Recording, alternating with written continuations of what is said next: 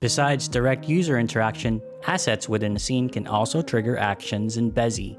By using colliders, objects can detect physical interactions with one another. Similar to how colliders function in game engines like Unity or Unreal, they enable objects to interact dynamically based on their physical properties. In this video of the Bezi 101 series, we'll go through how to add colliders and make them interactive. To add a collider, select any asset within your scene. This could be a group or an individual object, a component, or nested assets. Once selected, head over to the Properties panel and add a collider. For most projects, the default settings are more than enough. However, if you need more nuanced changes, you can tweak the collider properties to suit your needs. First is the collider shape. By default, it's a box. Hit the drop down if you want to change it to a sphere-shaped collider. Next, let's change the shape of the collider by clicking the collider icon. As you can see, there is a selection of different dimensions for you to change the shape of your collider. Let's go back to box to better show you some other settings. By default, the collider shape is set to auto. If kept in auto, the collider will change shape according to the size of the asset. If you need the shape to be fixed to a certain size, you can unclick this option.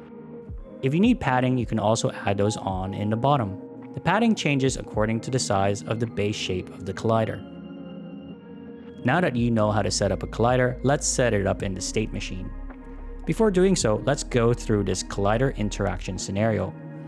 When this box with a collider enters another larger box's collider, the larger box gets bigger and changes color. I've set it up so that in this box's states, it starts here and ends here. This one has a default transition with a pointer down and a self trigger. I've also set it up to automatically go back to base state after a delay. The larger box's state 1 material is different from its base state. Also, its scale is slightly larger. Both states have a lower opacity so that you can see the collision. We won't be going through how this was set up in too much detail in this video. However, if you haven't done so, we recommend watching the state machine, object composition, and materials videos to get a better idea of these features. Now that the object states have been composed, let's set up the collider interaction. Open up the larger object state machine and click the transition. Change the event to collider enter. Let's program it so that the interaction activates when the small box enters the larger box, which in this case is self as we are in the larger box's state.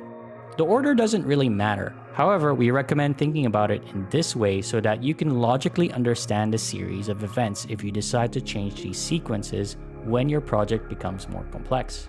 Now let's do the same thing, but this time going back to the base state with the collider exit event trigger. This interaction will fire when the smaller box leaves the larger box's collider.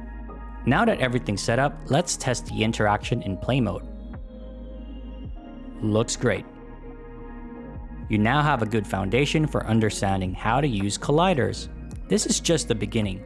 With these basic concepts, you can create highly detailed interactive 3D designs with much more complexity, alongside other advanced interaction design features of Bezi. We'll be talking more about them later in Bezi 101. We'll see you there.